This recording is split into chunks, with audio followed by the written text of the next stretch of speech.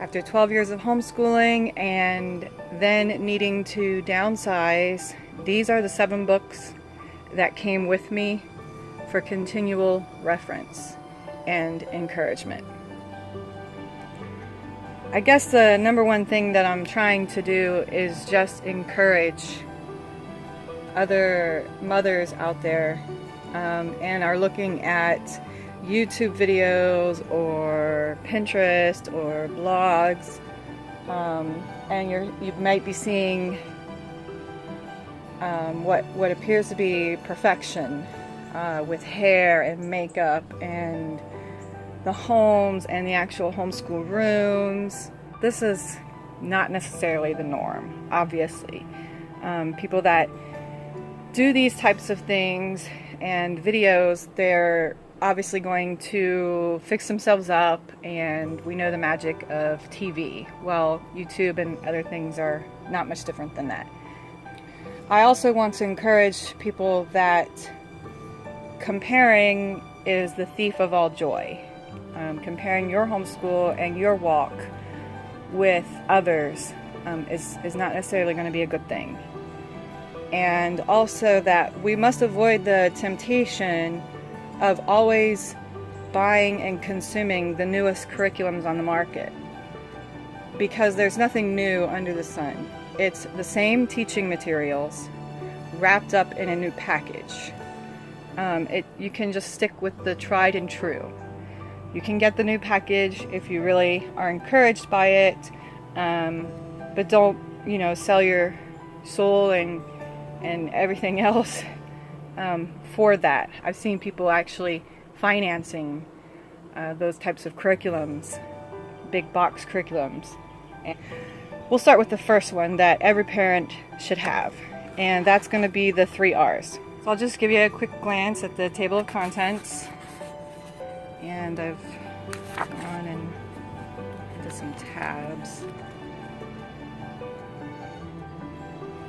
This is a book that is designed for teaching your children kindergarten through 3rd grade. And again, kindergarten through 3rd grade, you only need to focus on the 3 R's. Reading, writing, and arithmetic. You don't need to bog your children down with any more than that.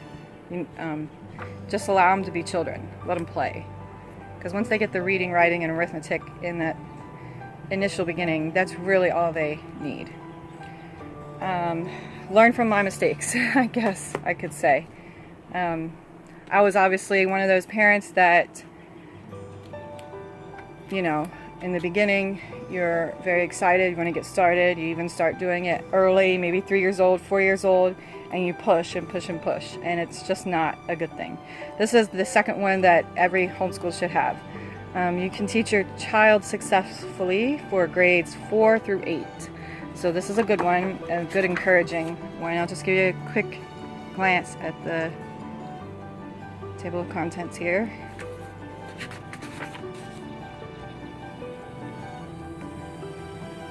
I've read every book under the sun in those beginning years. Homeschooling, unschooling, classical schooling, Charlotte Mason, traditional, Montessori, Waldorf. And this is basically what I've come to the conclusion of, is these parenting schooling methods in these books here. So this is really good right here. I've got these 2 paragraphs marked. If you just want to pause and read those, that's a good encouragement right there. The next book I would highly advise is Uncovering the Logic of English. There is a curriculum out there called The Logic of English. It's very expensive. It's not necessary. You don't actually need it. It is highly teacher intensive, parent involved. Here's the table of contents. But this book right here will teach you, as the parent, everything that you need to know about the English language. This book was a game changer for me. So this helped me to actually fill in the gaps of my public school education as far as the English language is concerned. Just me reading through this book was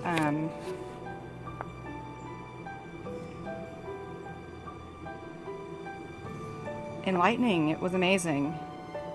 So this is definitely a very, very helpful book for anyone learning the English language, students, and for people who have been through the public school system or any other school system and you think you know the English language. This is a very practical book to have in your home, just in general, even if you're not homeschooling. It's just a really good book. The next one is this one. So I do like the Charlotte Mason method. I don't adhere to it strictly. Basically what I like is the gentle art of learning. Learning should be gentle, and it is an art.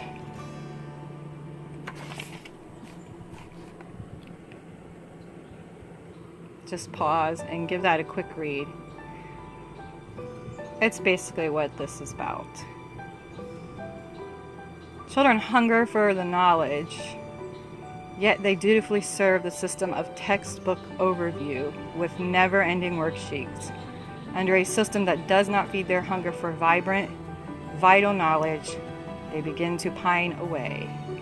So they begin to lose interest, and they lose confidence. You as the mother and the teacher lose confidence. You become discouraged, and all those natural feelings that you had for the child,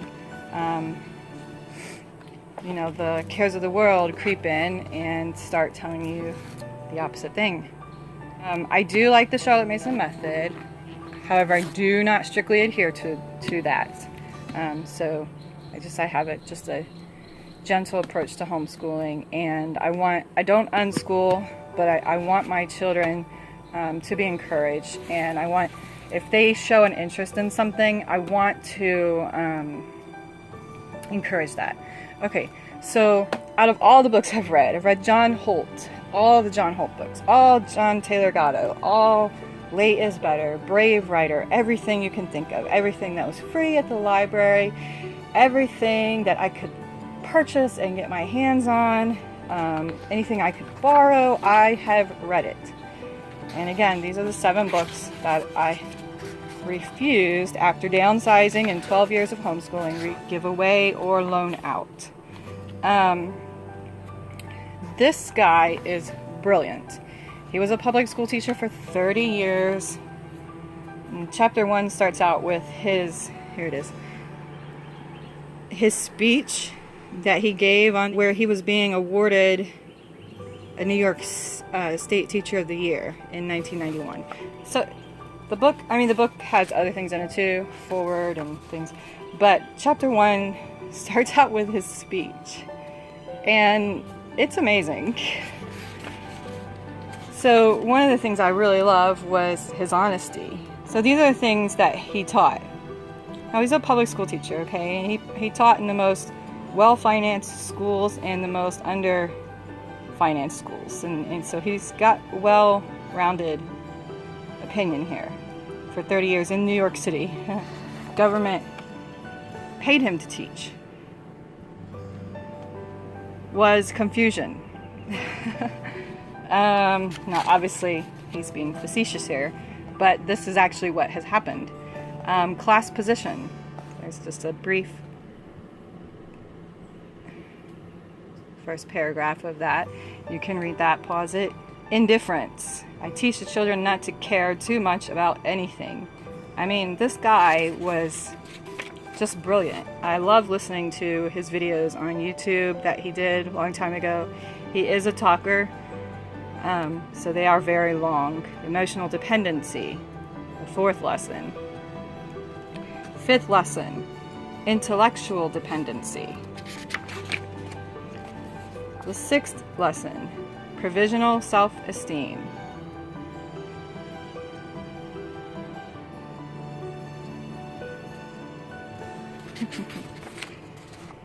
The 7th lesson, one can't hide.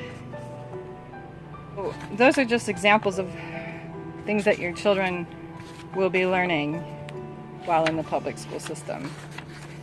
This guy was a brilliant, amazing teacher. and he fought for his students and the right to, even in the underfunded schools, he fought for his students and the right for them to have just a better learning environment. And then after reading so many books, this one is the one that spoke to me the greatest regarding the public school system. Homeschool Sanity by Sherry Hayes. And she, I love this book. This book has been written in. It is falling apart. Pages are falling out of it. There you go. The whole thing is falling apart. But it is amazing. This is the table of contents. And she's very encouraging. Plus, she's homeschooled for a very long time. Now, I don't necessarily subscribe to her method, which she is a big proponent of the McGuffey readers. I did have those. I don't know. They weren't my thing. I don't know. I don't know if it was just my child or what it was, but you know, it's okay. She just takes a gentle approach to learning. I mean, that's really what it is about, just a gentle approach. So I believe that many of us have forgotten to pass on a passionate and natural love of learning. And that is what your child has in that beginning, before the public school destroys their creativity and love of learning. They have that. She's just an encouragement.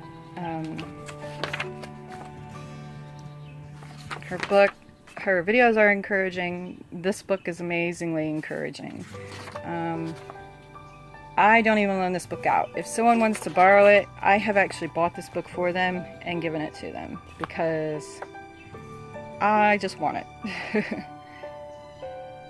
And I need to have it. Like I said, it's falling apart.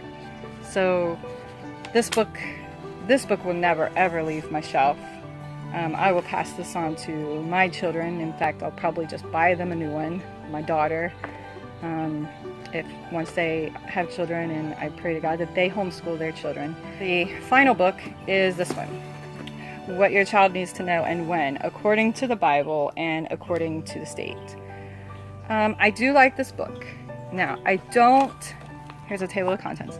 I don't have it so that I can check off all the check marks for each grade and then panic if my child hasn't learned what they need to know by that time. I don't subscribe to this book for that reason. I just want to pause that real quick and read that. That's excellent. Shouldn't I use textbooks like the schools do? The reason I keep this book is because I like to know and have a quick reference of what my child needs from kindergarten through 8th grade for each subject. It's a condensed version of all those one books that you have, what my first grader needs to know, what my second grader needs to know, what my third grader needs to know. This is a condensed version of that. So that's one of the main reasons why I have this book, is just to know kind of what I guess the state expects of your children.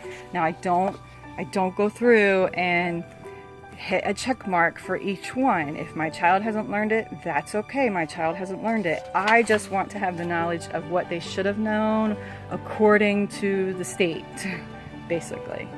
It's just a good book to own and to just keep you on track as far as a parent.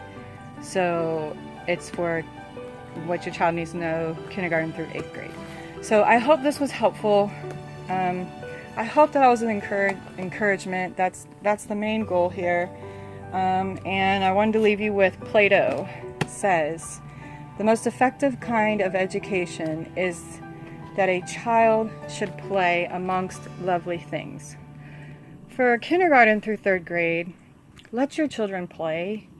You should never be sitting down with them to do formal schoolwork for any longer than 1 hour. So I just hope this was an encouragement